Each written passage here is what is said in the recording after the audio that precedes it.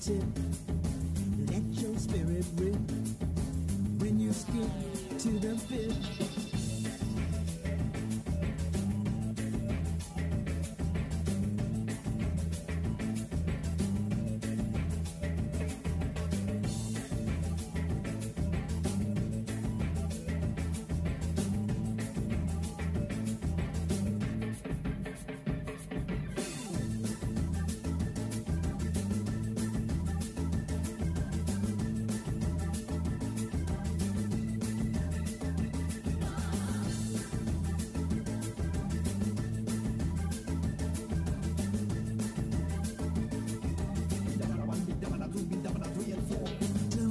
So hip, take this little tip.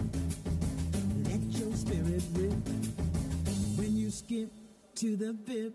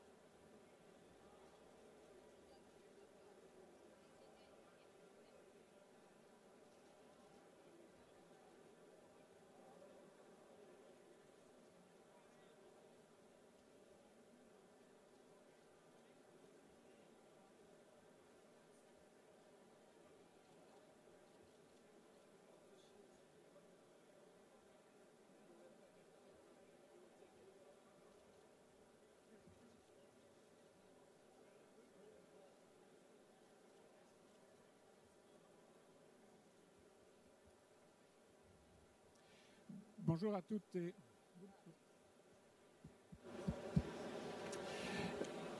bonjour à toutes et bonjour à tous. Bonjour, s'il vous plaît.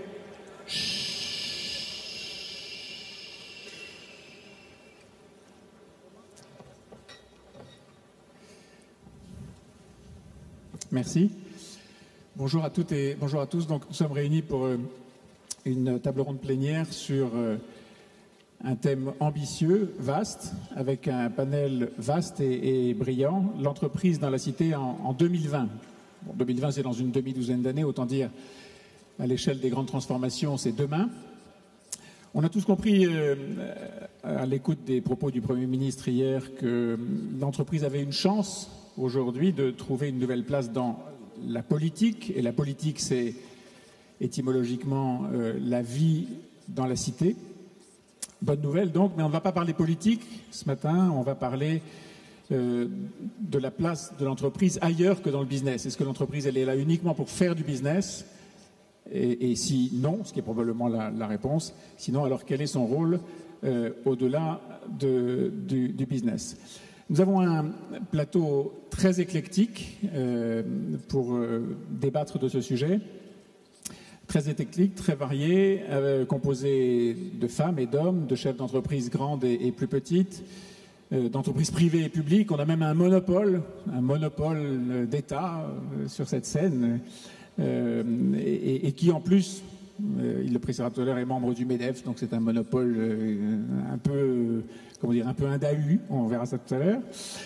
Entreprises privées et publiques, donc des institutions internationales, des organisations non gouvernementales, des ONG, des représentants du secteur mutualiste, à côté de capitalistes purs et durs, des entreprises traditionnelles, anciennes, depuis des dizaines et des dizaines d'années, et puis des entreprises beaucoup plus récentes, des leaders économiques et des leaders spirituels. Je vais vous les présenter rapidement, ou en tout cas les nommer rapidement, et puis je demanderai à ceux qui ne sont pas habitués à parler devant vous, quelques-uns d'entre les speakers aujourd'hui, de se présenter.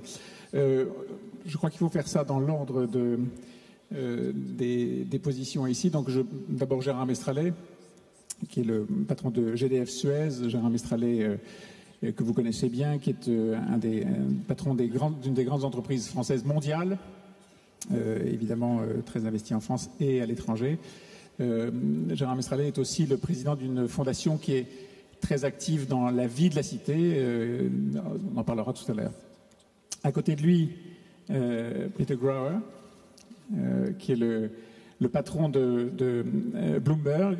Peter Grauer vient des États-Unis, bien sûr, pour nous parler de Bloomberg. C'est une marque très connue, Bloomberg, mais peut-être vous pouvez nous dire en quelques mots ce que c'est que Bloomberg, quelle est la dimension que représente Bloomberg, au-delà de la personnalité de son fondateur. Et puis après, on verra quel est le rôle de Bloomberg dans la cité. Bloomberg, what is Bloomberg in a few words?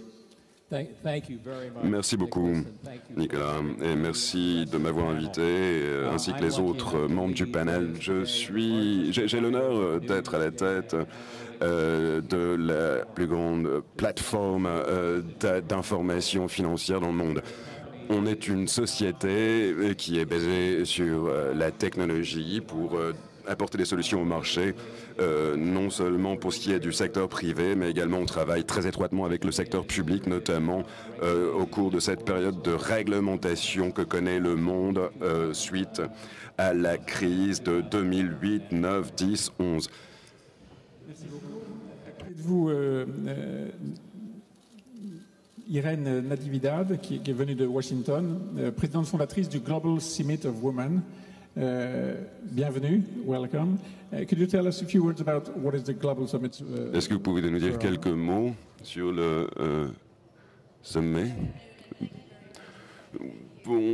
Bonjour, merci de m'avoir invité. Le Global Summit of Women rassemble depuis 25 ans des femmes de la société civile, des gouvernements pour essayer de déceler quelles sont les meilleures pratiques et comment faire progresser le statut des femmes dans le monde. Cela comprend plus de 2000 femmes de 80 pays qui partagent leurs meilleures pratiques, les meilleures pratiques de leurs pays respectifs. Je suis très heureux d'être ici en France avec des grandes sociétés qui font de leur mieux comme GDF Suez. Monseigneur Ray est évêque de Toulon, Toulon-Fréjus. Monseigneur Ray est un habitué des rencontres avec des chefs d'entreprise. Monseigneur Ray a d'ailleurs une première vie, si j'ose dire, puisque après des études assez poussées en économie, un doctorat, Monseigneur Ray, Dominique Ray à l'époque, a travaillé au ministère des Finances, un métier que les gens apprécient beaucoup ici, inspecteur des impôts. Gros succès. Mais entre-temps, j'ai changé de ministère. Voilà.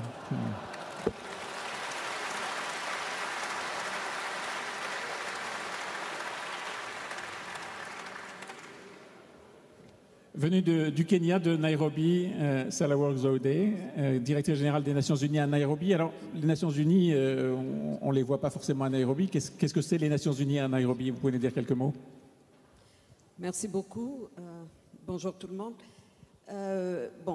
Ce n'est pas la peine de vous présenter les Nations Unies, mais l'Office des Nations Unies à Nairobi est l'un des 3 offices des Nations Unies qui sont considérés comme des sièges à part entière des Nations Unies. À part New York, que tout le monde connaît, il y a 2 bureaux à Vienne et à Genève, et le seul qui soit dans l'hémisphère sud, en Afrique, est l'Office des Nations Unies à Nairobi, avec 2 programmes mondiaux, le PNUE pour l'environnement et Habitat pour les établissements humains. Merci. Merci. Laura Lane qui est de UPS, présidente de Global Affairs. Alors, je pense que votre métier, c'est les relations avec les pouvoirs publics, les relations avec le reste du monde qui n'est pas l'entreprise. Is it correct? Mesdames et messieurs, merci beaucoup pour votre accueil. Je ne peux pas parler très bien le français, mais donc je vais parler en anglais. I am thrilled to be here. Je suis ravi d'être ici pour représenter UBS. On a une coopération avec plus de 200 pays dans le monde. Je suis très fier de nos opérations ici en France. Notre objectif, c'est de connecter la France avec le reste du monde pour être voilà, un prestataire logistique et faire partie de la collectivité française. Merci beaucoup. À côté de Laura Lane, représentante d'une compagnie classique, j'allais dire, profitable company, a non-profitable company, Guillaume Sarkozy, directeur général de Malakoff Médéric. Quelques mots peut-être? Oui, 2 mots, puisque vous êtes tous mes patrons. Vous êtes représentés, la gouvernance du groupe Malakoff Médéric, par 50% de nos administrateurs, et les 50 autres pourcents étant nommés par la CGT, la CFDT, Force ouvrière, la CFTC et la CGC. Nous faisons de l'assurance santé et de la retraite. Merci. Marie Cheval est la patronne de Boursorama. Boursorama est la filiale banque en ligne de la Société Générale. Une entreprise assez récente au fond, et donc on verra, même si elle a déjà quelques années dans cet univers du digital, une entreprise assez récente qui a surtout, en tout cas connu beaucoup de transformations. Ça n'était pas une banque à l'origine. C'était un service d'information sur la bourse, sur Internet. Et aujourd'hui, c'est une banque avec beaucoup de particularités. Oui, bonjour à tous. Boursorama, c'est une entreprise qui a 15 ans, qui est donc une start-up qui a pas mal grandi. Et on essaye toujours de garder le meilleur des 2 mondes, qu'aujourd'hui leader de la banque en ligne en France, avec toujours le premier site d'information économique et financière. Et Christophe Blanchardinac, le patron de FDJ, la Française des Jeux. Enfin, ça ne s'appelle plus la Française des Jeux, c'est FDJ, c'est ça qui donc est une société publique avec de multiples activités autour du jeu, la loterie entre autres, le loto, et très investi dans d'autres activités, pas seulement sportives, mais d'autres activités dans la cité. On en parlera tout à l'heure. Je ne sais pas quelle est la part de votre temps que vous consacrez à ça, mais c'est un temps important et surtout beaucoup de travail sur l'image. Et comme vous l'avez dit, une société avec une participation publique de 72% et des actionnaires non publics, notamment des associations, et puis les salariés de la Française des Jeux. Nous sommes la 4e loterie du monde, je dis ça, parce que évidemment il y a les 2 loteries chinoises qui sont devant nous, ça ne peut pas faire grand-chose. 2 loteries en Chine, voilà un pays où la concurrence existe dans le loto. C'est pas exactement ça. Il y a le sport et la loterie, du bien-être social, qui est d'ailleurs notre partenaire. Merci beaucoup, Christophe Blanchardinac. Alors, Monseigneur Ray, je pense que c'est à vous qu'il revient de planter le cadre dans lequel on va essayer de discuter. Comment est-ce qu'on peut projeter l'entreprise jusqu'en 2020 et comment est-ce que l'entreprise peut valoriser la personne humaine, c'est-à-dire pas seulement s'occuper de lui donner un travail, un salaire, des conditions de vie et de développement personnel, mais comment est-ce qu'elle peut travailler à autre chose au-delà de l'entreprise? Oui, je crois que le grand défi, c'est de penser peut-être aujourd'hui d'une nouvelle manière l'entreprise. Alors du point de vue qui est le mien, j'aborderai cette question en soulignant que l'entreprise a une fonction économique, mais que la maximisation du profit est une nécessité sans être une finalité. Et on le voit d'ailleurs très bien en termes d'efficacité, combien une entreprise qui valorise la personne humaine est une entreprise qui réussit et qui fait réussir. Alors, il me semble, il y a trois mots sur lesquels je voudrais insister dans la brève intervention qui va être la mienne. De quelle manière l'entreprise peut permettre une véritable contribution sociétale. D'abord, j'utiliserai le premier mot qui est le mot rassurance. Le fait que quelqu'un puisse trouver un travail, exercer un métier, une profession, c'est une condition pour l'estime de soi. Je me rappelle cette réflexion que j'avais entendue de la part d'un SDF, c'était en hiver à Paris, et qui m'a dit, moi, c'est pas tellement du froid dont je souffre, c'est pas tellement de la faim dont je souffre, c'est de ne compter pour rien. Il ajoutait d'une manière un peu cruelle, peut-être un jour de mourir comme une merde. Nous avons besoin dans une société de la mésestime de soi, de la perte de confiance en soi, de la manque de reconnaissance de soi, et bien d'avoir un lieu qui me permette de dire parce que je travaille, parce que je peux développer des potentialités, je peux être utile, je peux me valoriser, eh bien un lieu de reconnaissance, un lieu de rassurance. Et je crois que fondamentalement l'entreprise est un lieu qui, de ce point de vue, apporte une contribution sociétale qui excède simplement la production de richesse. Le premier mot, c'est le mot rassurance. Le deuxième mot qui me semblerait important de souligner, c'est le mot reliance. Qu'est-ce qu'on fait dans l'entreprise? Eh bien, on est en lien avec d'autres personnes. On travaille pour d'autres personnes, on travaille avec d'autres personnes. Et dans un contexte qui promeut l'individualisme, avec parfois des relents un peu narcissiques, une recherche un peu, une forme d'atomisation de la vie, le fait d'être avec d'autres, de développer des compétences avec d'autres, est quelque chose qui, me semble-t-il, apporte une contribution tout à fait décisive dans la manière de vivre en société. Finalement, l'entreprise est un lieu où on éduque au vivre ensemble. On est amené à fonctionner, à travailler avec des personnes qui sont différentes de nous, mais avec lesquelles on a un objectif commun, une finalité à vivre ensemble.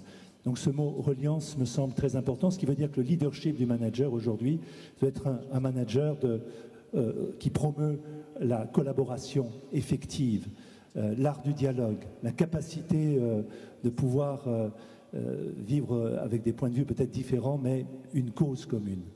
Le mot reliance. Et puis il y a un troisième mot que je soulignerai en empruntant à Boris Cyrulnik, qui vient de là où je suis, à Toulon, c'est le mot résilience. Par essence, dans l'entreprise, qu'est-ce qu'on fait? On produit des richesses, mais aussi en créant des richesses, on se crée soi-même, on se transforme soi-même, on se réalise à travers notre travail. Et ce mot résilience me semble aussi très fondamental aujourd'hui dans une culture du fatalisme, de la résignation, surtout dans un contexte de crise, de déflation, de dépression, dire qu'il n'y a plus d'horizon, il n'y a plus d'avenir. Eh bien, le fait qu'on puisse transformer le monde à une échelle très réduite, qui est celle d'exercice d'un travail, mais aussi se transformer soi-même est une source d'espérance. Finalement, l'entreprise peut être un lieu d'espérance et apporter cette espérance à l'ensemble de la société. Donc, ce triple regard, ce triple point de vue, rassurance, reliance et résilience, il me semble que l'entreprise a quelque chose de décisif à apporter à la société pour contribuer au bien commun. Moi-même qui confesse, j'allais dire, la rédemption comme chrétien, je pense que l'entreprise peut être un lieu de rebond, de repartir sur de nouvelles bases. Voilà, alors c'est ces trois angles de vue qui me semblent aujourd'hui nécessaires à prendre en compte. Merci Peter Grower. Peter Grower, une réaction après ça. Can you catch it? Yeah. I can tell you in English, but okay. Une réaction après ça, parce que dans les trois fonctions qui ont été évoquées par Monseigneur Ray, rassurance, reliance, résilience, il n'y a pas le profit, il n'y a pas la fonction principale, en tout cas première de l'entreprise. Comment est-ce que vous jugez ça?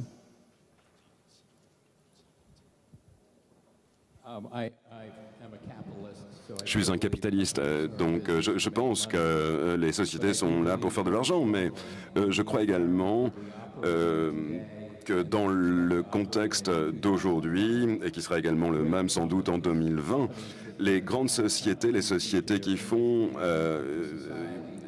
une contribution importante à la société auront une exigence supplémentaire dans la manière dont elles se comportent, avec une approche multiple quant à l'environnement qui sera intrinsèquement lié à la collectivité dans laquelle la société se trouvera. Et je crois qu'à certains égards, par ce processus d'investissement, les sociétés auront à se faire à l'idée qu'ils généreront moins de rendement à court terme pour un plus fort rendement à long terme. Mais notre société, vous le savez, est détenue à 85% par un homme, un actionnaire. Et l'idée, c'est ce que nous voilà, pouvons créer comme richesse pour lui.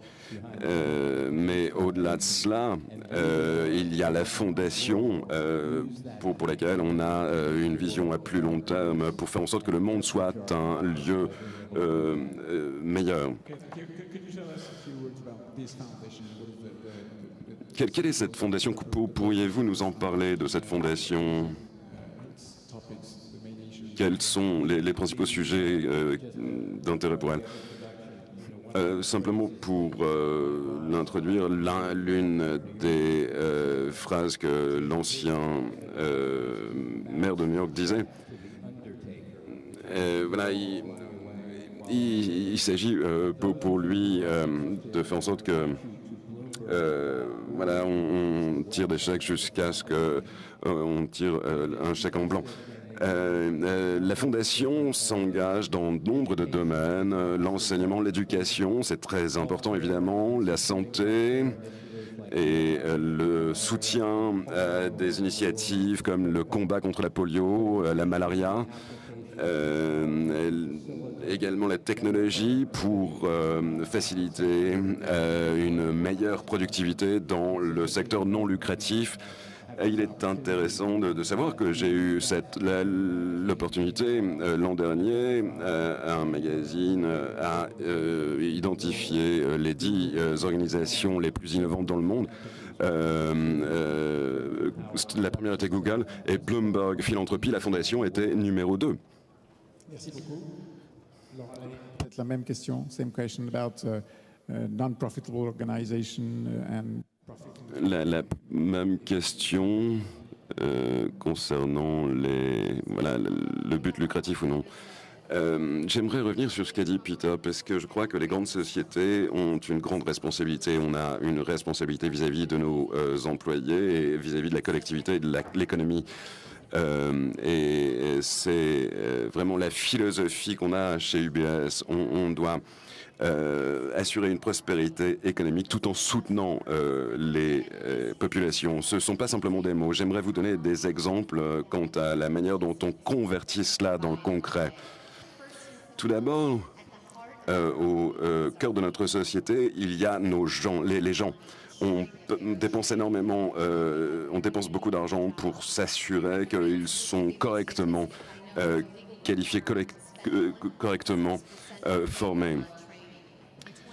En 2014, UBS va s'assurer qu'on va dépenser 3,2% de nos revenus à la formation de notre personnel.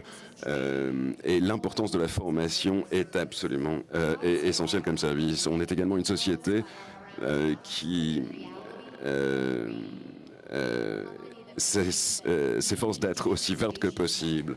On est dans le secteur du transport et on pense qu'il nous faut trouver des moyens d'assurer nos prestations logistiques de la manière la plus écologique possible. Donc on utilise les données, la technologie pour innover, pour minimiser le nombre de kilomètres parcourus. Notre société a été fondée il y a 107 ans et on a commencé, Jim Casey était notre fondateur, en faisant des livraisons à vélo. Et il y a beaucoup de villes en France qui reviennent à ces livraisons à bicyclette aujourd'hui. Et donc voilà, il s'agit d'être le plus écologique possible. Et voilà, lorsque on ne peut pas faire autrement que d'avoir une empreinte de carbone, eh bien, on compense cette empreinte en plantant des arbres partout dans le monde. Et enfin, et c'est sans doute ce qu'il y a de plus important, et c'est la raison pour laquelle j'adore faire partie de UPS, c'est qu'on est une société qui pense qu'il est important de rendre à la collectivité tous les employés UPS font du bénévolat dans le cas de catastrophe, pour planter des arbres, pour aider la collectivité. Au cours de la dernière année, j'ai fait du bénévolat à raison de 600 heures à Pékin, à Santiago, aux États-Unis, partout où il y avait la possibilité de rendre quelque chose à la communauté. On pense que nous faisons partie de la collectivité. Et on doit faire en sorte que ce soit un endroit où il fait bon vivre. Et même si on continue à faire des bénéfices, on a conscience qu'on a une responsabilité de rendre à la société. Et on le fait tous les jours.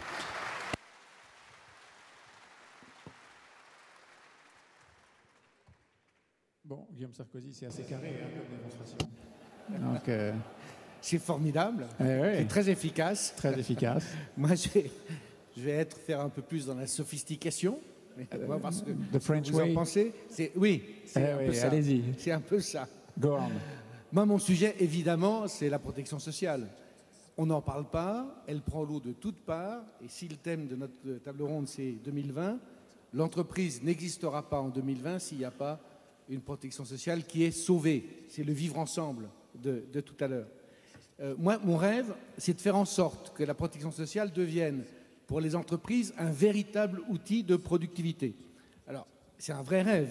50%, imaginez, 50% de la masse salariale n'a jamais été regardée sous l'angle de la productivité. Jamais. Donc, c'est un terrain extraordinaire que nous avons devant nous. Alors, moi-même, j'ai beaucoup pêché, parce que pendant 27 ans, j'ai été patron de PME, comme vous tous, 150 personnes, et j'ai pesté, j'ai râlé contre cette protection sociale incompréhensible, dont le coût augmentait sans arrêt, extrêmement ennuyeuse, que je ne comprenais pas et qui était absolument impilotable. Alors, avant de dire, à mon avis, ce qu'on peut faire pour changer les choses, peut-être 2 mots sur le constat, parce que ça n'est pas dans le débat public. Alors, j'ai la chance de parler devant Jean-François, qui mène des négociations extrêmement difficiles sur la réforme de l'AGIRC et de l'ARCO, mais grosso modo, 2 mots. Dans l'état actuel des choses, si rien n'est fait, l'ordre de grandeur est juste. En 2020, les retraites vont perdre 15 milliards d'euros par an et la santé, la Sécu, va perdre 15 milliards d'euros par an, c'est-à-dire 30 milliards. C'est un petit sujet. Et d'ici là, entre 2012 et 2020, nous allons stocker 200 milliards de dettes en plus. C'est donc tout à fait considérable. On ne s'en occupe pas. Les jeunes, d'ailleurs, ceux qui restent, nous disent « j'aurai pas de retraite ». Donc comment est-ce qu'on fait pour leur dire non seulement vous allez devoir rembourser nos dettes, payer nos propres retraites et puis économiser pour la vôtre. Il y a un sujet majeur pour moi de lien intergénérationnel. Si on n'est pas capable de recréer ce lien, alors nous nous retrouvons tout seuls, en tout cas nous, enfin ceux qui sont au premier rang, dans quelques années, à devoir travailler très très vieux pour payer nos retraites. C'est un point majeur, c'est le lien intergénérationnel. Alors pourquoi on en est arrivé là? Ma thèse, c'est que la responsabilité manque totalement dans le système. Le pilotage du système n'est pas bon, car il n'y a pas de responsable, il n'y a pas de vision. C'est un pilotage tripartite que vous connaissez très bien. Et puisque les responsables, enfin les institutions responsables, ne sont pas capables de faire autre chose que de la dette, pourquoi est-ce que les entreprises et les salariés auraient des comportements responsables et vertueux? Il n'y a strictement aucune raison. Personne n'est amené à avoir une attitude vertueuse. Et donc, la fraude est extrêmement importante. Plus encore que la fraude, l'optimisation des garanties est majeure. C'est monstrueux ce qu'il y a dedans. Et la qualité n'est jamais regardée. Donc, le point majeur, c'est, de mon point de vue, c'est mon rêve, c'est une protection sociale dans laquelle l'État serait garant de la solidarité, dans laquelle on partagerait bien d'un côté la solidarité nationale et de l'autre côté les droits contributifs, et dans laquelle tout ce qui n'est pas garanti par l'État en termes de solidarité pourrait faire l'objet d'un mécanisme d'optimisation, de contrôle, de régulation, d'amélioration de la qualité et de pilotage fin. Pour moi, c'est le point clé. Et c'est à ce prix-là que l'on arrivera demain à inventer une nouvelle protection sociale que nous appelons nouvelle génération chez Malakoff Médéric. Alors un mot pour vous dire que derrière ça, derrière ces grandes idées, il faut individualiser, il faut que chacun puisse s'y retrouver, il faut que l'entreprise puisse piloter la protection, une partie de la protection sociale de chacun de ses collaborateurs. C'est comme ça qu'on arrivera à trouver de la productivité. Maintenant, il faut aller au concret aussi. Il faut aller au concret et si on revient sur... Si on se ressent sur le sujet précis de la table ronde, au-delà de ce que vous faites comme métier, est-ce que vous avez une responsabilité particulière, encore une fois, au-delà du jeu que vous pouvez, ou du maillon que vous pouvez constituer dans le sauvetage, selon vos mots, du système de retraite? Est-ce que l'entreprise elle-même, est-ce que Malakoff Médéric pousse ses salariés, comme UPS, à faire des actions à l'extérieur de l'entreprise? Est-ce qu'il y a une action dans la cité dont vous faites la promotion au travers de l'entreprise? Bien entendu, mais l'action dans la cité que nous faisons, c'est d'abord, par exemple, dans le domaine de la santé, d'aller dans les entreprises en disant, si on fait de la prévention, si on fait du dépistage, si on fait du coaching, alors on va améliorer la santé des collaborateurs. Oui, mais de votre point de vue, pardon, mais c'est du commerce. Hein. Non, c'est pas du commerce. Non, nous sommes non lucratifs. L'argent que nous gagnons tous les ans à peu près 170 millions d'euros. Cet argent est complètement réinvesti, soit dans le corps social, je ne vais pas dire l'entreprise, soit redonné à nos clients. Alors oui, je vais répondre à votre question sur les bonnes actions que nous menons, mais la première bonne action, et ce n'est pas du commerce, c'est celle de faire en sorte que les entreprises améliorent leur productivité avec ce qu'on fait. Après, nous avons des fondations dans tous les sens, Fondation pour le handicap, Fondation contre Alzheimer, bien sûr, et j'ai lancé l'idée d'un dividende sociétal pour redonner à la société une partie de ce qu'elle nous a donné en termes de profit. Fondation importante, Gérard Mestrallet, vous présidez, en dehors de GDF Suez, vous présidez une fondation très importante et vous passez une partie de votre temps, mais probablement GDF Suez aussi est très investi là-dedans, à vous occuper de ce que peut être le rôle de l'entreprise dans la cité dans les années actuelles et futures. Oui, merci Nicolas. Je voudrais témoigner un peu à double titre, à la fois en tant que PDG de GDF Suez, donc une entreprise internationale, et en tant que président, vous l'avez dit, de la fondation Agir contre l'exclusion, qui regroupe 4750 entreprises et qui est le plus important mouvement social d'entreprises engagées en France. Mais si vous permettez, je voudrais faire d'abord une petite parenthèse simplement parce qu'il s'est passé quelque chose de très important hier, ici. Je ne peux pas être à la tribune sans l'évoquer. Je trouve qu'un Premier ministre dise « j'aime les entreprises », dise « pas d'emploi sans employeur », et que tout ceci nous submerge tous d'émotions, montre à quel point le fossé entre l'entreprise et le politique est grand. Et le Premier ministre a franchi ce fossé d'un coup. Je crois que c'est tant mieux, je crois que c'est une chance pour les entreprises, c'est une chance pour la France. Il faut la saisir. Alors il faut maintenant, évidemment, continuer la pédagogie de l'entreprise. Il faut aussi des actes. Enfin, je ne voulais pas ne pas évoquer ce qui s'est passé hier, je crois, qui est un élément très important. Ce qui est sûr, c'est que pour nos visiteurs venus de l'étranger, les Américains en particulier, pas d'emploi sans employeur, oui, c'est une tautologie. Oui. On revient dans un monde normal. Absolument. Ouais, très bien. Alors, on en a besoin. Mais on en a besoin. Bien sûr. Alors d'abord, un mot sur GDF Suez et la cité. GDF Suez et les citoyens. La relation, elle est assez naturelle compte tenu de la nature de nos activités. Nous apportons aux gens la chaleur, la lumière, l'énergie et l'eau à travers Suez Environnement. C'est-à-dire l'essentiel de la vie. Notre devise que partagent tous nos salariés, c'est être utile aux hommes, que nous traduisons en anglais by people, nos équipes, for people, les gens, les citoyens. En fait, nos métiers, par leur nature même, portent en eux une fraction de l'intérêt général, ce qui nous donne aussi des obligations, je crois, particulières. Nous sommes actifs dans 70 pays, ce qui veut dire que nous avons une espèce d'obligation d'être dans chacun de ces 70 pays aussi en harmonie avec les priorités de la société exprimées par les différents gouvernements des pays qui nous autorisent à exercer notre activité.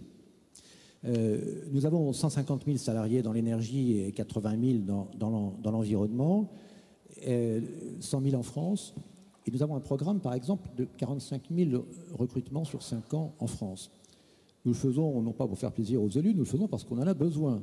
On en a besoin pour accompagner la croissance de nos activités dans les services à l'énergie, dans la transition énergétique, et aussi pour remplacer, évidemment, les gens qui partent compte tenu de notre pyramide des âges.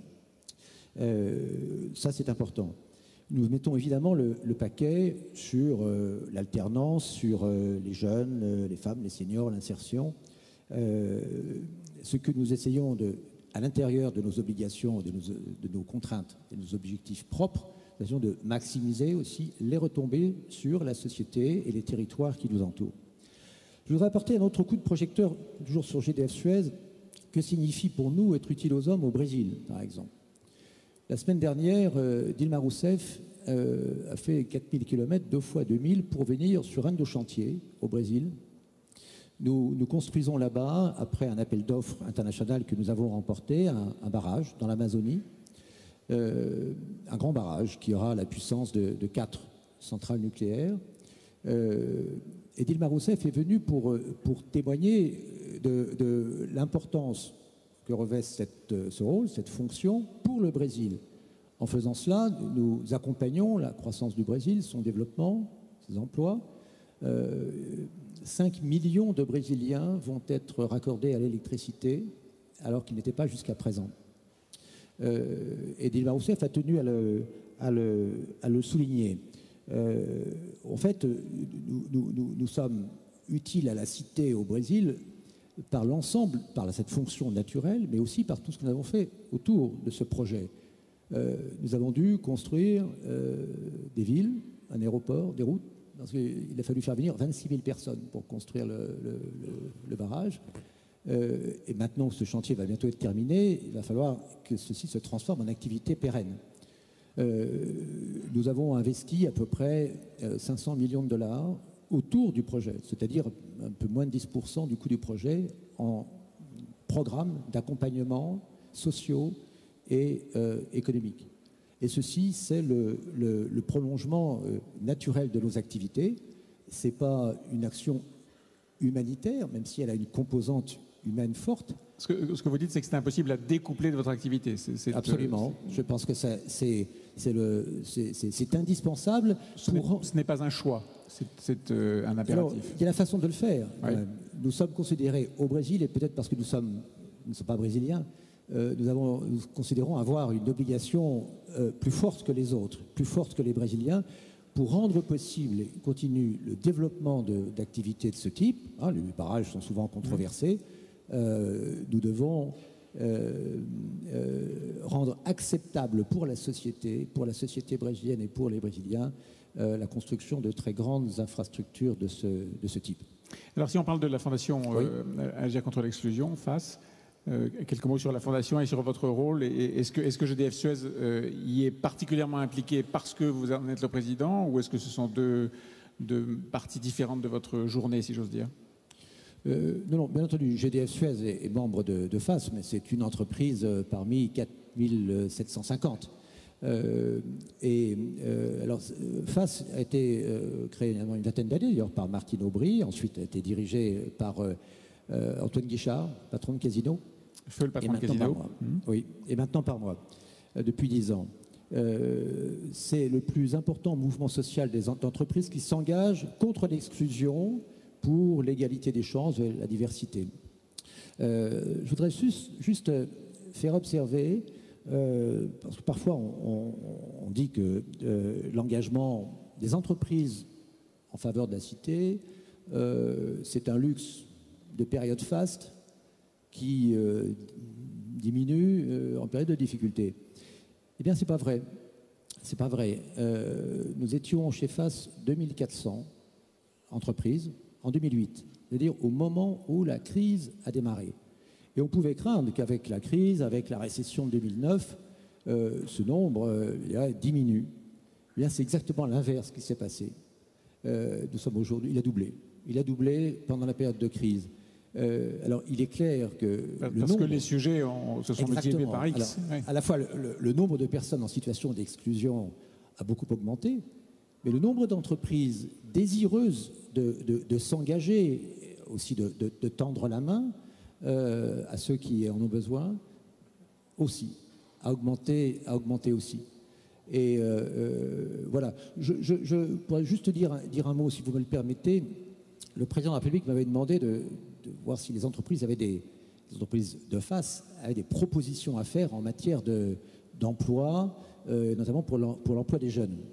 Alors, nous avons mobilisé les entreprises de face et elles ont été très nombreuses à faire des propositions. On en a sélectionné 150 autour de 5 priorités.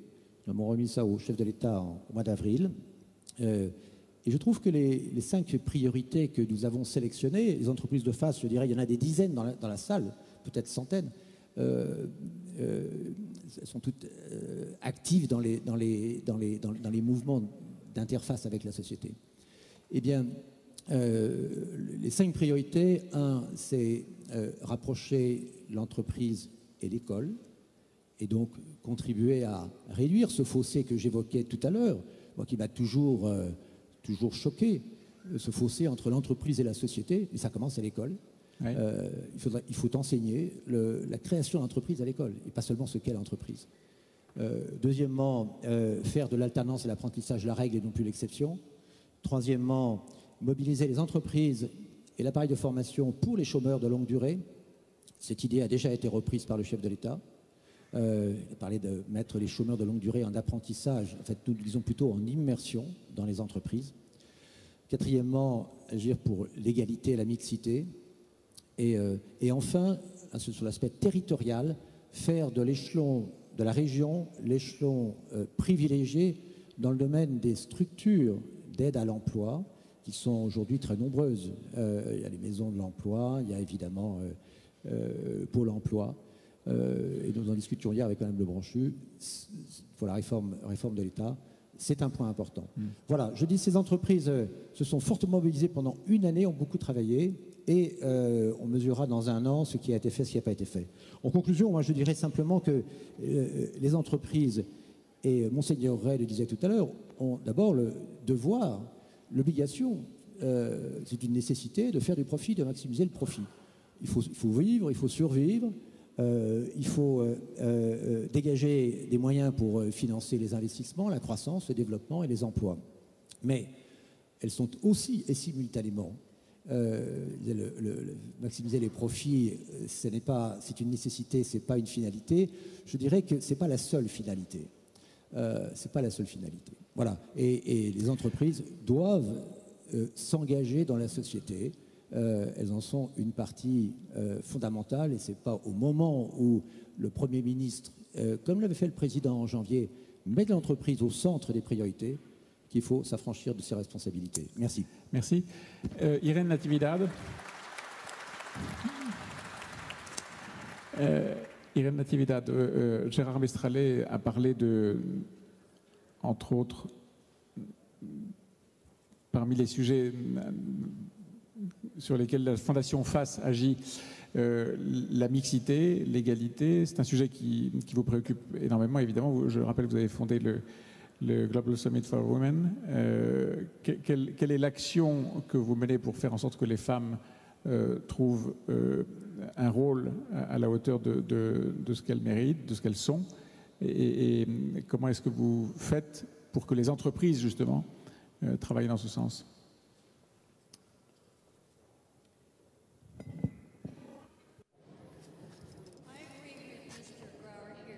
Je suis d'accord avec M. Groer ici présent. Les entreprises, eh bien, doivent générer des bénéfices. Ça, c'est effectivement. Cependant, cela ne doit pas être distinct. Et ça, c'est l'erreur, je pense. Ce n'a pas de quelque chose de distinct de la responsabilité sociale d'entreprise. Et justement, précisément, comme M. Mestralet l'a dit, cela va tout à fait aussi dans ce sens. Hier, nous avons parlé de l'arbre de la compétitivité. Et à un moment donné, on disait il faut faire attention aux clients. Il faut soigner le client. Et je dirais qu'aux États-Unis, en France et dans d'autres économies en développement, eh bien, on ne sait, je dirais, l'importance des femmes est grandissante et doit l'être.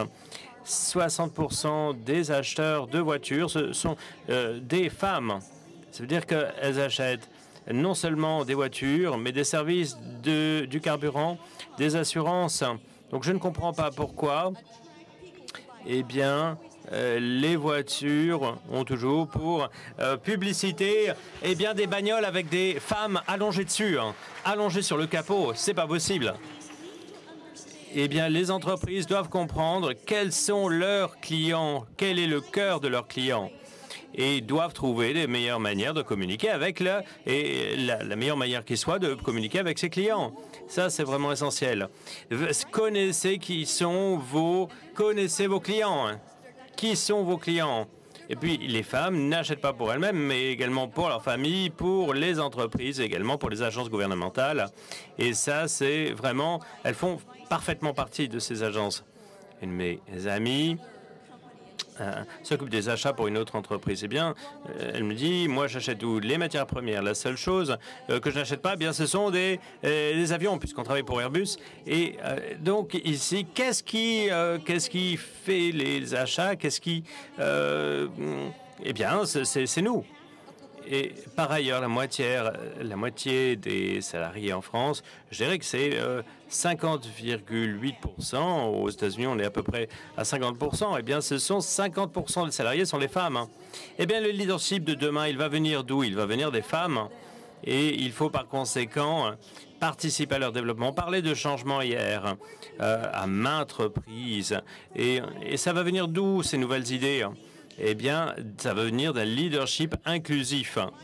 Et voilà ce qui se passe dans mon pays. Seuls 4% des directeurs généraux des 500 plus grandes entreprises sont des femmes. 22, il y en a.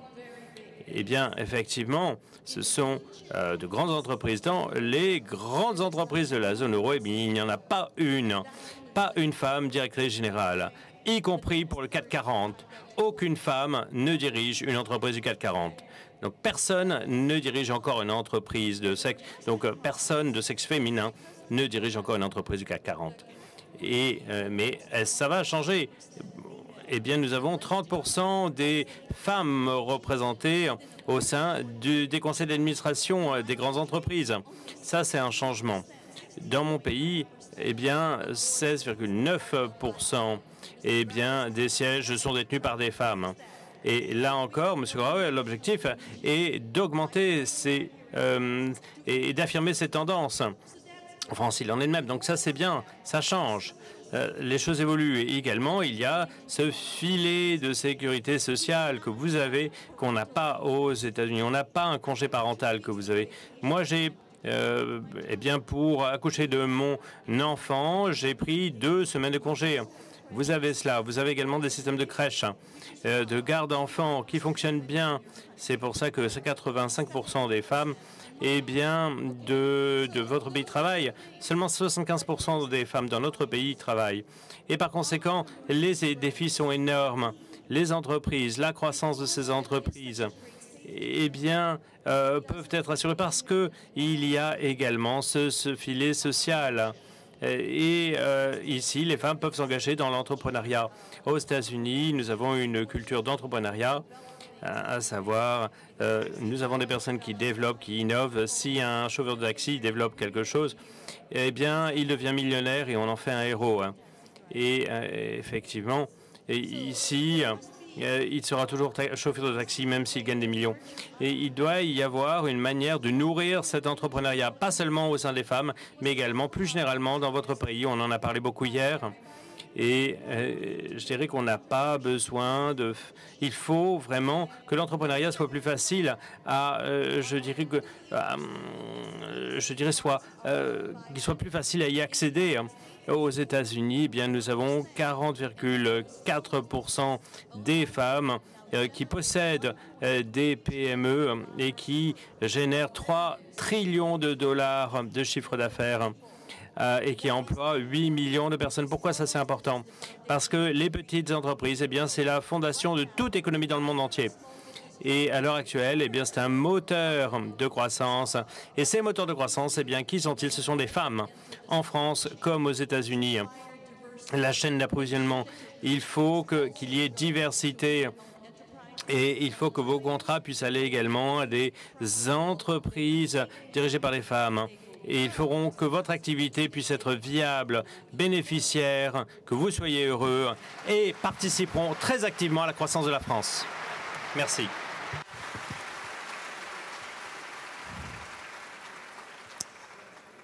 Mais oui, il faut que je vous passe la parole, Marie Cheval. Oui, bien sûr. Donc, je ne peux que souscrire à tout ce qui a été J'imagine, dit sur la promotion des femmes. Simplement 2 idées et une conclusion sur l'entreprise dans la cité en 2020. Chez Boursorama, on est évidemment obsédé par l'évolution des comportements des clients pour essayer de réinventer notre business qui est la banque de détail. Moi, je suis frappée par la rapidité des évolutions. Le digital, le mobile, la donnée.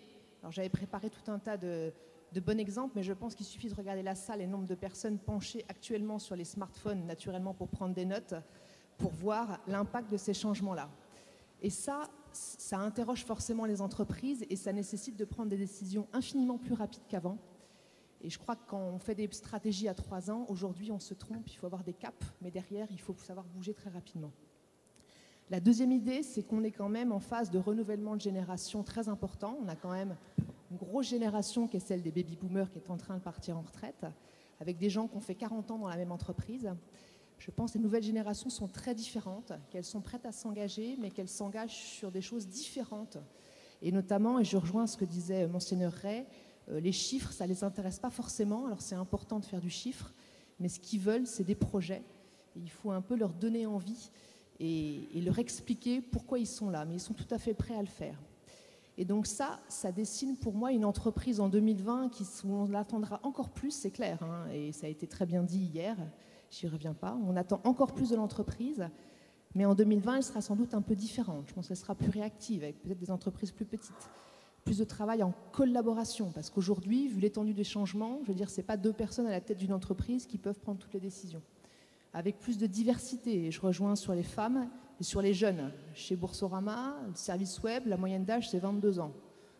Je ne comprends pas tout ce qu'ils disent. Et donc voilà, et donc il faut vraiment être conscient de ça. Bien entendu, l'entreprise a un rôle social, mais on aura forcément tous changé en 2020 et il faut être hyper réactif.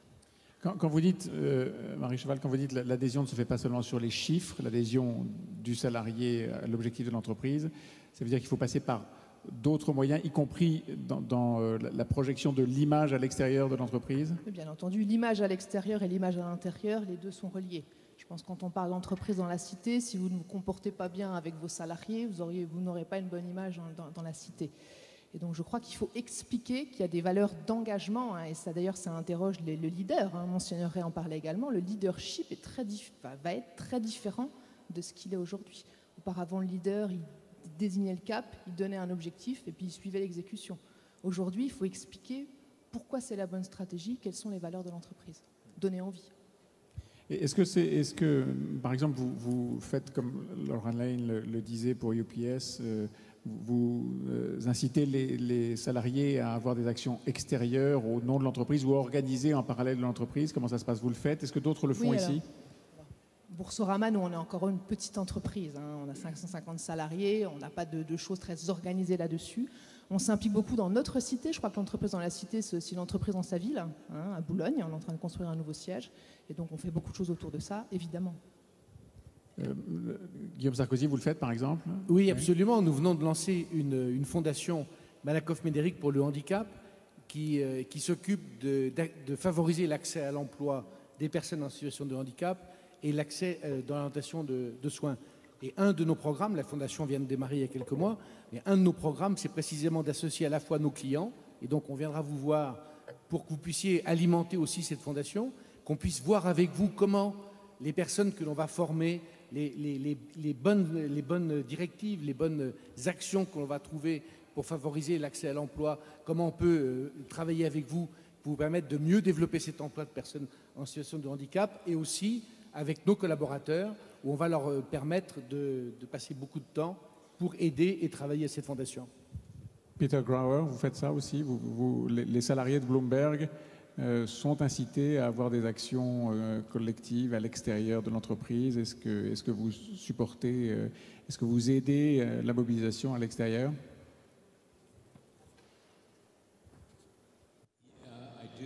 Oui, effectivement, chez UPS, au sein de l'organisation, il est compris, il était entendu que lorsque les uns et les autres sont recrutés, eh bien, il y a une responsabilité sociale en tant que salarié de chez Bloomberg, que vous êtes à Shanghai, à São Paulo, ou à Paris, ou à San Francisco. Eh bien, nous partageons tous cette même culture commune et cette culture doit faire montre de proactivité au sein de la communauté et nous devons nous assurer que nous consacrions un temps significatif au sein de la communauté pour améliorer la vie des autres. Yes, please, Laura Lane. Je voulais ajouter à cela quelque chose. Un très bon exemple, toute mon équipe, nous nous sommes retrouvés à Philadelphie avant la semaine dernière. L'UPS est responsable des Paralyzed Veterans Games. Et donc, il y a eu une compétition de course en chaise, en fauteuil roulant. Et vous savez, qui a bénéficié le plus? Eh bien, nous, parce que nous avons pu regarder ces athlètes absolument fabuleux. Certains ont perdu leurs jambes et s'engager dans cette compétition et montrer que tout était possible. Et ça, c'était pour tout le monde, pour chacun de mes salariés, une expérience absolument fabuleuse. Vous pensez que vous rendez quelque chose à la communauté, mais en fait, vous obtenez tellement plus. Et c'est ce qui a été dit. J'aimerais vous dire à tous les hommes dans l'audience que j'aime beaucoup les hommes. J'aime beaucoup entrer en partenariat avec eux et travailler avec eux. Et chez nous, eh bien, chez UPS, on a un Women Leadership Programme et les hommes et les femmes dans notre entreprise font des choses absolument fabuleuses les uns avec les autres. Donc, donnez-nous plus de chance et nous ferons des choses fabuleuses ensemble. Est-ce que la majorité de vos billets de jeu sont achetés par des femmes? Nous avons la même proportion d'hommes et de femmes, sauf pour Paris sportif, qui est encore très masculin. Je voudrais revenir sur la responsabilité sociale des entreprises, pour dire que ce n'est pas qu'une question de conviction des dirigeants ou de discours qui sont tenus, c'est un investissement rentable. Nous avons pu le démontrer, on a fait faire des calculs pour démontrer que la RSE, la responsabilité sociale des entreprises, rapporté toujours à la société dans son ensemble, était au moins neutre pour la Française des Jeux. C'est-à-dire que ça ne coûte pas plus cher de faire et en même temps on fait progresser les choses. C'est un investissement rentable, c'est un investissement nécessaire parce qu'il se passe deux choses. C'est que nos clients, nos parties prenantes, nos collaborateurs sont en train de changer radicalement au rythme où change le monde. Et donc les clients de 2020, les collaborateurs de 2020, ça n'a rien à voir avec ce qu'on a. Donc si on n'investit pas dans la RSE, nous serons dépassés. La deuxième chose qui a été soulignée par Guillaume Sarkozy, c'est que les États sont désargentés. Ils sont désemparés aussi, et donc ils sont en train de se désengager. Donc les entreprises vont avoir une responsabilité beaucoup plus forte en 2020. Et cette responsabilité, elle crée effectivement des devoirs. Donc il va falloir canaliser cette responsabilité. Et pour ça, il faut un système de valeurs. Une entreprise ressemble à ses dirigeants. Je le dis avec beaucoup de conviction. Donc le système de valeurs, il est très important. Parce que c'est ça qui va canaliser, qui va créer le contrepoint interne et qui va créer pour les parties prenantes de l'entreprise la preuve de ce qui est fait ensuite. Alors une fois qu'on a tenu les discours, moi je voudrais dire, bon, qu'est-ce qu'on peut faire? Nous, notre métier depuis 1539, permet de dire, donc en 2020, je pense qu'il y aura encore une loterie nationale. Notre métier, c'est de redistribuer. Hein, donc, c'est un peu dans nos gènes. Donc, pour nous, il n'y a pas besoin de nous convaincre qu'il faut faire des choses pour la cité. Mais ça ne suffit pas. Donner l'argent, c'est bien, c'est très bien, mais il faut agir. Donc, il y a deux exemples que je voudrais prendre, parce que pour une fois que vous me donnez la parole, je la garde. Hein, bon. Premièrement... Vous avez perdu au tirage au sort, vous étiez passé... Non, mais j'ai une chance au grattage aussi. Alors, donc, première chose, il faut que les grandes entreprises... bon, l'emploi, il viendra des PME. Ce qu'il faut que pour les PME, c'est qu'on leur crée un environnement favorable, en tout cas pas défavorable. Et les grandes entreprises peuvent aider les PME, ne serait-ce qu'en les ayant comme partenaires et pas simplement comme fournisseurs dépendants. Donc les grandes entreprises ont une vraie responsabilité demain.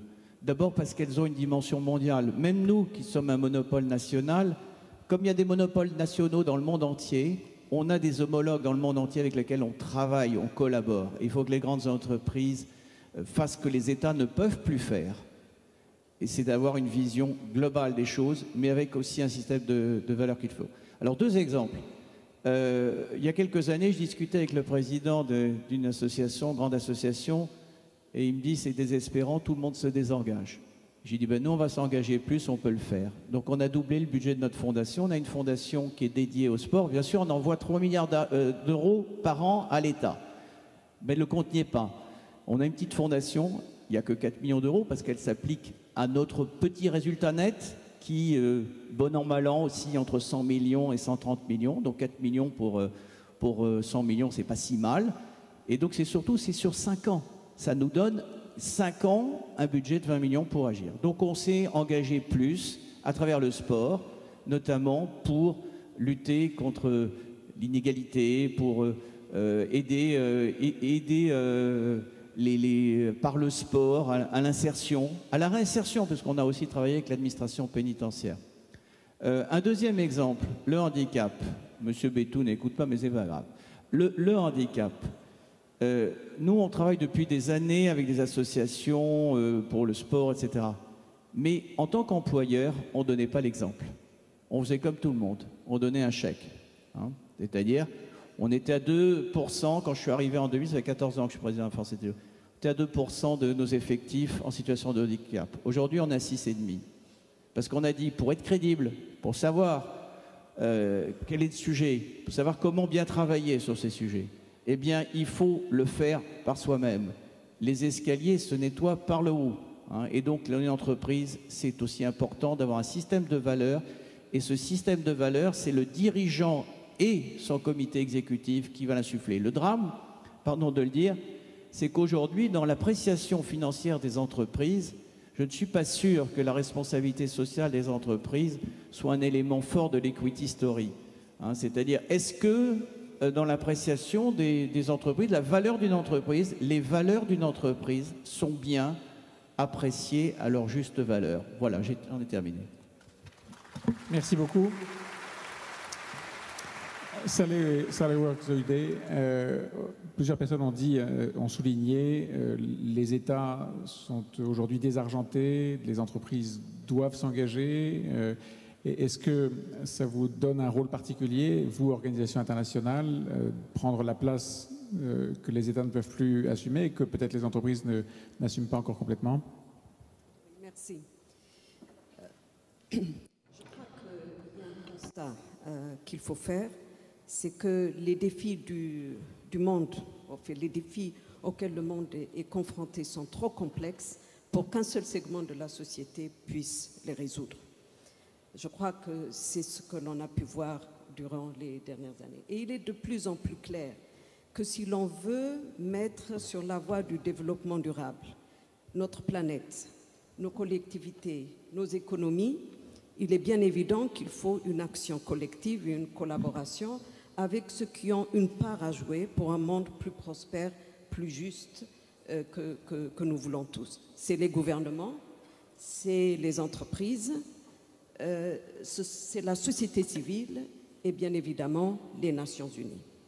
Pendant longtemps, il y a eu comme une sorte, une perception, beaucoup ont perçu une incompatibilité entre les Nations Unies et les entreprises. Les Nations Unies qui œuvrent pour la réduction de la pauvreté, l'amélioration de la condition humaine, les résolutions des conflits, etc. Et une logique financière qui a longtemps prévalu, qui est le bénéfice, la diminution du coût et l'augmentation de la rentabilité. Mais je crois que plus on avance et plus on a trouvé en commun des points communs entre les Nations Unies et le secteur privé. Donc il y a eu une évolution dans ce partenariat. Je crois qu'il faut, pour faire plus court, retenir une date qui est importante pour les deux parties, je dirais. C'est le tournant du millénaire, l'an 2000, où le monde s'est engagé dans un projet très ambitieux de réduction de la pauvreté extrême avec les objectifs du millénaire pour le développement. 8 objectifs ont été définis. Bon, le début a été difficile, lent, mais pendant les 14 dernières années, il y a eu des exemples frappants qui ont montré qu'il y a un rôle essentiel, je dirais majeur, pour le secteur privé dans la mise en œuvre de ces objectifs du développement. Je pense, et les Nations Unies le pensent, que la réduction de la pauvreté, qui est quand même très visible de par le monde, est en partie due, dans la majorité, à l'implication des sociétés du secteur privé dans les pays en voie de développement. On peut citer des exemples. Je citerai le Rollback Malaria, par exemple, où tous sont venus ensemble pour essayer de faire reculer ça. Donc, les OMD étaient une très bonne occasion. Nous en sommes à moins de 500 jours, moins d'une année, une année avant la fin, en septembre 2015. Il y a beaucoup à faire. En Afrique, nous en sommes à 3 sur les 8 objectifs. Donc, il faut accélérer le pas. L'an 2000 a été aussi significatif parce que le secrétaire général des Nations Unies, à l'époque Kofi Annan, a lancé une initiative pour amener le secteur privé autour d'un pacte mondial, connu sous le nom du pacte mondial des entreprises que vous connaissez, parce que le réseau français est le deuxième réseau solide apparemment du pacte mondial. Je ne pourrais pas vous dire qui est le premier, mais en tout cas pour la France, c'est le deuxième. Ce pacte mondial a mis en exergue la responsabilité sociale dont nous parlons, surtout les 10 principes qui sont communs aux Nations Unies et qui sont régis par des traités, des déclarations de par le monde. Donc, ce pacte mondial a montré les responsabilités des uns et des autres. Et l'Afrique, bien évidemment, a aussi... Donc, en tout cas, tout ceci visait à associer les qualités des Nations Unies, qui sont une autorité morale, et le grand pouvoir de rassembler, le pont entre les gouvernements, avec les points forts et les ressources du secteur privé. Donc, mais la croissance du pacte mondial, je pense, à mon avis, doit être nuancée. Depuis 15 ans, 14 ans qu'il existe, il y a un nombre croissant d'adhérents, mais je crois que l'élargissement des rangs du pacte mondial doit se faire plus vite pour qu'il y ait une masse critique et qu'au-delà des engagements verbaux que nous faisons, ceci est mesuré dans les rapports d'évaluation que les sociétés transmettent à ce pacte mondial. Maintenant, nous sommes au stade de la définition des objectifs du développement durable. Je ne connais pas l'acronyme maintenant, mais la conférence, il y a 2 ans, de Rio +20 pour le développement durable, a mis sur pied un groupe de travail de l'Assemblée générale qui vient de transmettre la semaine dernière ses conclusions au secrétaire général en identifiant, je ne pense pas que je révèle un secret, 17 objectifs, dont 2 se tournent précisément sur les entreprises, la mise en application et les valeurs qu'il faudra donc faire siennes. Je pense que l'avenir est pour une collaboration beaucoup plus étroite entre le secteur privé et les Nations Unies qui se réforment. C'était un cri de ralliement en 1945 pour avoir les États membres et créer leur organisation. Je crois que nous sommes à un stade de cri de ralliement pour tous les acteurs afin que le monde dans lequel nous vivons soit le meilleur endroit. Merci, Saoudé. Juste un mot quand même. Les entreprises qui collaborent déjà avec les programmes dont vous avez parlé, c'est essentiellement quoi, des grandes entreprises, des entreprises internationales, mondiales, ou est-ce qu'il y a des initiatives qui viennent d'entreprises de taille beaucoup plus réduite? Il y a un peu de tout. Il y a les petites et moyennes entreprises, il y a les grandes sociétés, je dirais, qui participent à la mise en œuvre, parce qu'il y a 2 choses. Il y a beaucoup de sociétés qui participent au fonctionnement des Nations Unies avec les marchés que les Nations Unies en eux-mêmes offrent, parce que c'est une grosse boîte qui fonctionne dans beaucoup les missions de paix, etc. etc. Mais d'après les statistiques que nous avons, il y a les petites et moyennes entreprises, tout comme les grandes multinationales. Laura Line voulait dire un mot, ensuite Monseigneur Ray, Peter Grauer, Natty Vidan, etc. Beaucoup de gens qui veulent parler. Allez-y. Oui, j'aimerais parler de cela justement, la puissance, le pouvoir de cette collaboration entre les secteurs publics et privés. Il y a de cela 20 ans, j'étais à l'ambassade des États-Unis au Rwanda pendant le génocide. J'ai vu des Rwandais mourir du sida, des conséquences du génocide, et j'ai travaillé avec les forces américaines dans les camps de réfugiés. Et j'ai vu le combat des gens qui avaient survécu pour essayer d'obtenir de l'aide. 20 ans plus tard, la puissance de la logistique. Je travaille pour UPS, une société qui travaille en collaboration avec les Nations Unies. Et on participe à la livraison et à la distribution de vaccins anti-malaria. Mais voilà, si ces vaccins ne parviennent pas aux gens qui en ont besoin, ils ne peuvent pas sauver des vies. Et c'est la raison pour laquelle il faut un partenariat public-privé pour répondre à ces besoins. Un autre exemple, dans les camps de réfugiés, UPS est très impliqué dans l'aide humanitaire. Et on se rend compte que le défi, c'est que beaucoup des grandes organisations qui apportent de l'aide dans ces camps, on se rend compte que ce sont souvent les plus forts qui obtiennent l'eau, la couverture, etc.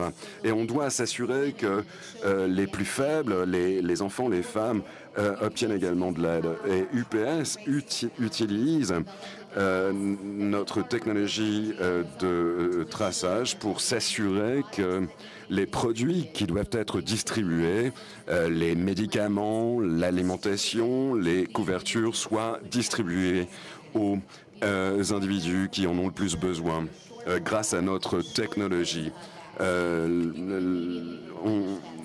Et on s'assure également du réapprovisionnement de ces produits.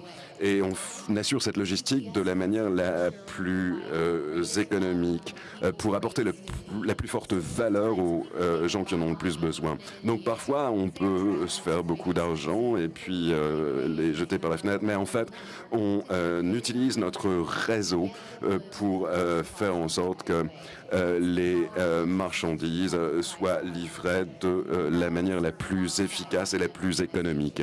Et on travaille avec les Nations Unies puisqu'il y a beaucoup de gens qui ont besoin de nos services. Monseigneur Ray. En soulignant combien l'entreprise est productrice de biens économiques, mais aussi de biens sociaux, de liens sociaux, il me semble au fil des échanges qu'il y a trois points sur lesquels je voudrais insister. Le premier, c'est d'abord, et l'intervention hier du Premier ministre le souligne, aujourd'hui, face à la faillite des États, une culture de l'assistanat, combien il doit y avoir une reconnaissance politique et publique de l'entreprise. À charge aussi dans cette reconnaissance de la responsabilité politique au sens noble du terme de l'entreprise, c'est fait de droits et de devoirs. Le deuxième point, il me semble très important aussi, de favoriser, et cela rejoint quelques observations qui ont été faites au niveau du rapport entre l'entreprise et l'école, une culture entrepreneuriale, au niveau même de la famille, au niveau de l'école, capacité, je dirais, de s'engager dans les grandes aventures humaines, de prendre des risques, etc. Et cela s'apprend dès le point de départ. Et le troisième point qui me semble aussi tout à fait essentiel, c'est tout ce qui concerne la formation au leadership. On l'a souligné tout à l'heure, le changement de leadership, beaucoup plus collaboratif, intégratif, assumant aussi des valeurs. Et là aussi, il y a une transformation dans la manière de guider les personnes, de poursuivre un projet qui me semble une condition du succès de l'entreprise. Merci, Peter Grauer. J'aimerais simplement mentionner, en conjonction avec un certain nombre de commentaires qui ont été faits, deux points importants. Premièrement, les sociétés en 2020 ne seront pas capables de recruter la prochaine génération de personnel, de directeurs, de cadres, s'ils n'ont pas de programme de RSE. On est dans le secteur des données, on collecte des millions et des millions de données tous les jours. La communauté des investisseurs qui gère la plus grande partie de la richesse du monde s'intéresse de plus en plus aux activités de RSE des sociétés. Et les sociétés qui n'ont pas un programme de RSE en place seront pénalisées. Donc il y a un aspect économique à cette responsabilité sociale des entreprises. Et on a plus de 10 000 sociétés aujourd'hui dans notre système concernant lesquelles on fait état de leurs activités dans le cadre de leur responsabilité sociale. Et on a un ensemble de normes en fonction duquel on peut comparer les sociétés et ça assure l'intégrité de nos évaluations. Et voilà, on a parlé de ce qu'il faut faire, mais lorsque vous êtes dans le secteur privé, il faudra le faire pour attirer les talents et attirer le capital dont on aura besoin. Vous collectez des données, notamment de RSE. Est-ce que vous allez justement appliquer un classement? Oui, on a la possibilité de mettre en place un classement pour ce qui est de la liquidité des titres, bien sûr. Et on peut appliquer le même type de classement. On est un membre de la charte des Nations Unies pour ce qui est des investissements responsables. Et il y a beaucoup d'ONG qui imposent des normes à des sociétés comme la nôtre. Je voulais juste dire, le temps de la responsabilité sociale des entreprises est quelquefois un peu long. Il nous a fallu attendre 14 ans pour avoir un cycliste propre sur le podium du Tour de France. Donc il ne faut pas être pressé. Je voulais vous parler d'une action très rapide. Nous avons des partenariats dans le domaine sportif, notamment avec la Ligue de football. Et dans ces partenariats, il y a toujours un volet marketing. On est une entreprise, on est là pour gagner de l'argent comme tout le monde, donc il faut que ça soit rentable. Mais il y a toujours un volet éthique. Bon, la prévention des problèmes d'intégrité sur les rencontres sportives. Et puis, il y a un volet sociétal. Bon, ça coûte. Ce volet sociétal, c'est l'opération supporteur de l'emploi. Je voulais vous en parler. C'est une initiative venant de quelques clubs de football, notamment Sochaux, Troyes, qui visent à faire se rencontrer des personnes qui cherchent du travail ou à changer de travail et les entreprises qui sont demanderesses de nouveaux collaborateurs, et le tout à l'occasion des rencontres de football ou des enceintes sportives. Donc, Gérard Mestralet, qui adore le football, va certainement nous encourager. Donc, il y a 20 clubs de Ligue 1, Ligue 2 qui sont engagés là-dedans. Nous le faisons avec la Ligue, l'Union des clubs professionnels de football, les clubs, Pôle emploi et l'ADIL, l'Association pour le droit à l'initiative économique, parce que c'est pas mal aussi s'il y a des créations d'entreprises. Et donc, toutes les entreprises intéressées sont bienvenues dans cette initiative. Je pense notamment aux MEDEF territoriaux, parce que si nous voulons, bien sûr, il faut que la machine économique relance pour créer des emplois, mais aujourd'hui, il y a tout de même, nous le savons, un vrai problème d'emploi en France. Et voici une opération à laquelle on peut participer, parce que je suis persuadé, je suis désolé, j'ai fini, que ceux qui se ressemblent doivent se rassembler. Parce qu'aujourd'hui, on a une responsabilité. Cette responsabilité, elle est liée au désengagement public qui arrive. Il faut prendre cette responsabilité et il faut donc se rassembler, parce que si on ne se rassemble pas individuellement, on n'y arrivera pas. Merci. Irène Natividad.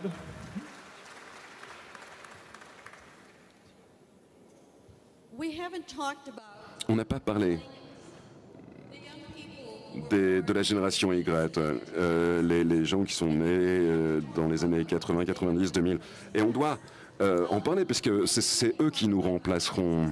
Il y a beaucoup de gens qui parlent des problèmes de la génération Y. Ils sont sous-employés, surqualifiés, ou alors ils sont encore à la maison parce qu'ils ne peuvent pas se payer un loyer. Et donc ils reportent l'âge adulte, ils se marient plus tard, ils reportent l'achat d'une maison. Et évidemment, cela a un impact fort sur l'économie, notamment aux États-Unis. Et ce qui nous manque, c'est que la génération Y va être celle qui va acheter nos produits. Et dans 5 ans, un quart de la population adulte aux États-Unis sera issu de la génération Y. Et cela change la manière dont les produits sont vendus. Ils achètent tout en ligne. Ils ont davantage confiance en ce qu'ils voient en ligne sur Internet que dans les journaux. Ils sont très rapides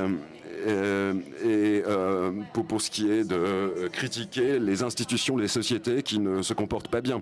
Donc, lorsqu'on parle d'une société qui n'est pas socialement responsable dans le futur, elle ne survivra pas, parce que la génération Y, pour elle, c'est important, la responsabilité sociale des entreprises.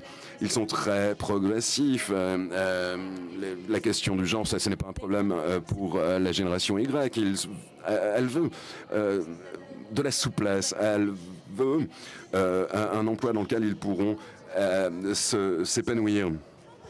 Et les sociétés, si on regarde les sociétés de 2020, elles devront se vendre à cette génération Y, attirer cette génération Y, utiliser ces talents qui sont sous-employés actuellement.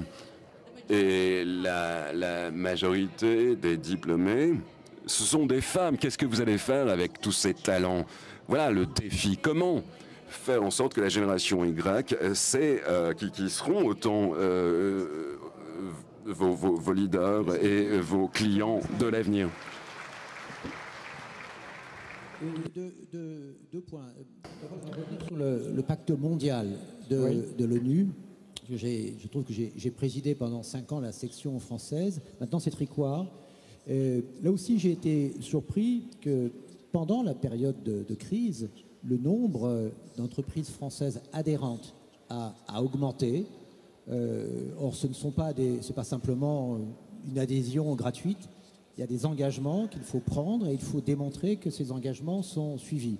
Et il y a eu beaucoup de PME qui ont adhéré, et je trouve ça quand même intéressant. Le deuxième point que je voulais dire, c'est sur l'engagement des collaborateurs, des équipes dans le domaine de la RSE. Autrement dit, pour nous, chaque engagement dans le domaine de la responsabilité sociale, dans le CSR, est aussi une façon de rendre nos équipes plus fières de leur entreprise. C'est essentiel, je crois, pour l'adhésion des équipes à l'entreprise. Je crois que sur la force de leur sentiment d'appartenance et sur leur fierté. Ça change l'image, la représentation de leur propre entreprise pour eux-mêmes et pour leur famille. Alors, nous n'obligeons personne, bien entendu, mais nous accompagnons et nous soutenons l'engagement de nos collaborateurs dans des associations diverses.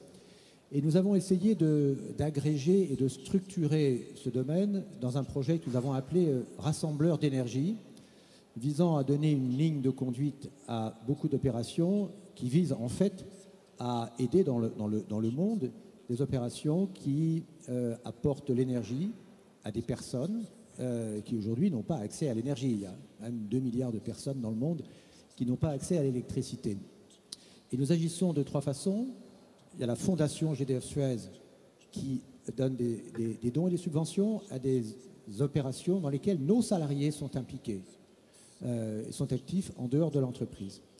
Nous avons une deuxième façon, alors très originale, c'est l'assistance technique, parce que nous avons 5 ONG internes de volontaires. C'est 2000 personnes, c'est ce que j'appelle ma petite armée pacifique, qui consacrent leurs vacances, leurs week-ends, à aller sur le terrain. Alors nous leur donnons des moyens, bien entendu, pour le faire. Alors, parfois c'est pour faire des raccordements électriques, parfois pour faire une fontaine, un puits ou une petite école avec quatre murs et un toit. Et enfin, nous avons un dernier moyen d'action qui est un fonds solidaire dans lequel les salariés cotisent et nous abondons ce fonds solidaire. Et je peux vous dire que les salariés sont généreux. Guillaume Sarkozy, vous voulez dire un mot? Oui, moi j'ai une supplique pour la salle. Je sais qu'il y a un débat parmi les entreprises. Faut-il ou pas continuer à participer à la gestion de la protection sociale? Je vous en supplie, n'abandonnez pas. Ça serait non seulement une faute politique, telle que ça a été dit tout à l'heure, l'entreprise est dans la cité, mais ce serait une erreur économique majeure. Vous savez gérer, l'État ne sait pas gérer. Alors au lieu de débattre, est-ce qu'il faut partir ou pas, débattez s'il vous plaît, quelles sont les conditions que nous allons poser pour rester et pour faire de cette protection sociale un vrai outil de compétitivité. Marie Cheval,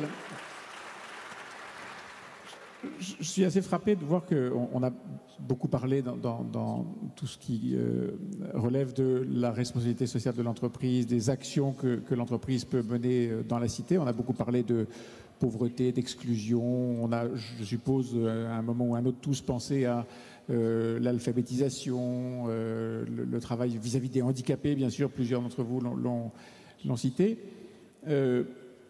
Fut un temps où une des responsabilités principales des grands mécènes, ceux qui pouvaient consacrer de l'argent à autre chose que simplement leur propre profit ou leur propre bonheur, s'occupaient d'art. Pourquoi est-ce qu'on ne s'en occupe plus? En tout cas, pourquoi est-ce que ça n'est pas apparu dans les conversations? Ça fait partie de la vie dans la cité, ça fait partie de la société, une société qui est capable de générer de l'art et de nourrir ses artistes, ça n'est pas inutile. Ça n'est pas inutile. Alors, le groupe Société Générale est actif en cette matière avec une collection d'art contemporain qu'elle achète depuis de nombreuses années, qui est d'ailleurs visible dans les tours de la Société Générale. Voilà, donc je pense que ça fait aussi partie des actions dans lesquelles les entreprises doivent s'investir. Tout ce qui contribue à faire en sorte que l'image et l'engagement des collaborateurs puissent se décupler est tout à fait bénéfique, bien entendu. Donc, est-ce que d'autres entreprises ont une action? Par exemple, est-ce que Bloomberg a une action dans le domaine de l'art? Peter Grauer? Excuse me. Sorry, I was taking notes. Sorry. Est-ce que l'entreprise, est-ce que Bloomberg est active dans tout ce qui est développement de l'art, du spectacle, etc.? The answer is yes. Oui, la réponse est oui. Vous voulez que je développe? Oui, on est très actifs dans le cadre de nos activités philanthropiques. Et en tout cas, c'est l'un des piliers de la fondation. Et on le fait pour tout un éventail de programmes, pour l'apprentissage précoce des enfants, mais on soutient également des artistes partout dans le monde. Et on essaye de promouvoir cela parce qu'on pense que c'est une manière très importante dont les gens s'expriment.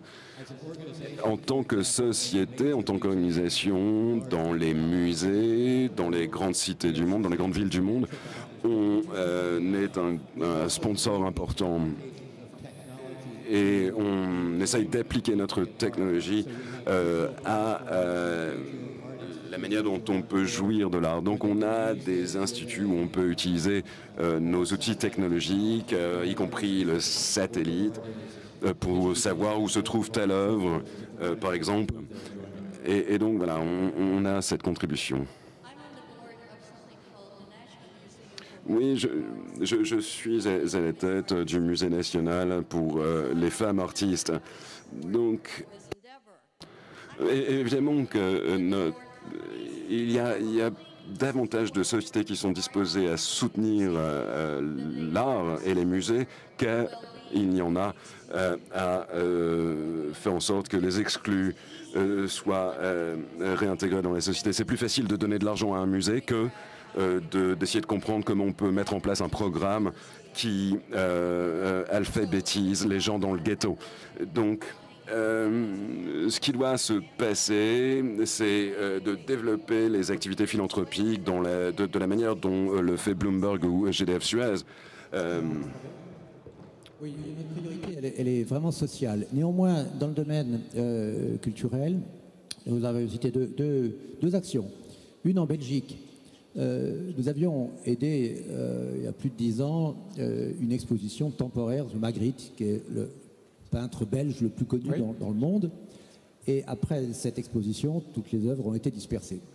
Et nous avons donc décidé de proposer au gouvernement la création d'un musée Magritte, qui est à Bruxelles. Nous sommes le seul sponsor, le seul mécène de ce musée Magritte, qui est aujourd'hui le monument le plus visité de Bruxelles. Ça, c'est la première observation. Deuxième initiative que nous avions prise il y a maintenant une quinzaine d'années, c'est non pas de faire du mécénat culturel au sens propre, mais d'essayer d'apporter, nous avions un bon professionnel, un mode de gestion privée dans la gestion des monuments publics.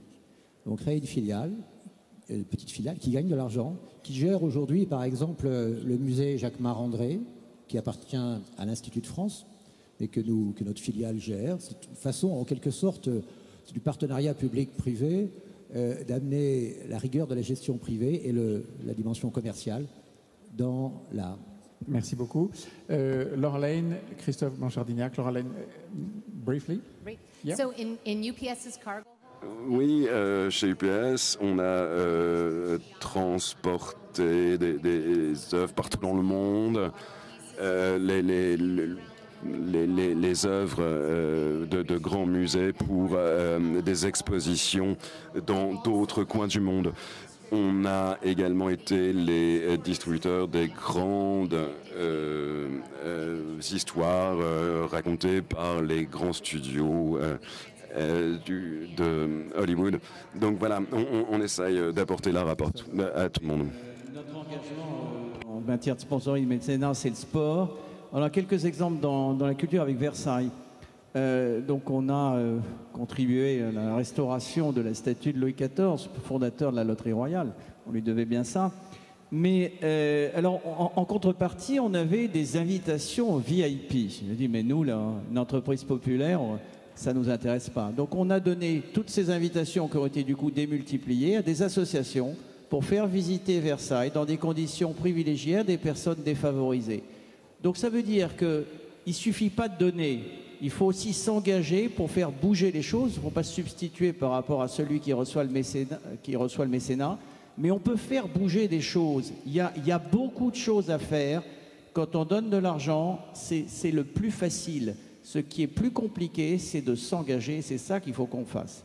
Quelques mots, Sarah Rokozoide. Oui, quelques mots en guise de conclusion dans ma contribution. En entendant les uns et les autres, je crois que la dimension sociale, la responsabilité sociale est très claire. Mais je crois qu'il y a un très grand pas qui a été franchi avec la formulation des objectifs pour le développement durable. Le pacte mondial a été associé depuis Rio jusqu'à présent dans la formulation. 2 représentants des entreprises ont été membres du haut panel de haut niveau qui a formulé ça. Un objectif qu'il faut citer, je pense, si l'objectif est retenu, et je ne pense pas qu'il y ait une raison qu'il ne le soit pas en septembre 2015, c'est que ça abonde dans le sens que le chairman de Bloomberg a dit, que pour les sociétés à adopter des pratiques durables et d'intégrer l'information sur la durabilité dans leur cycle de rapport.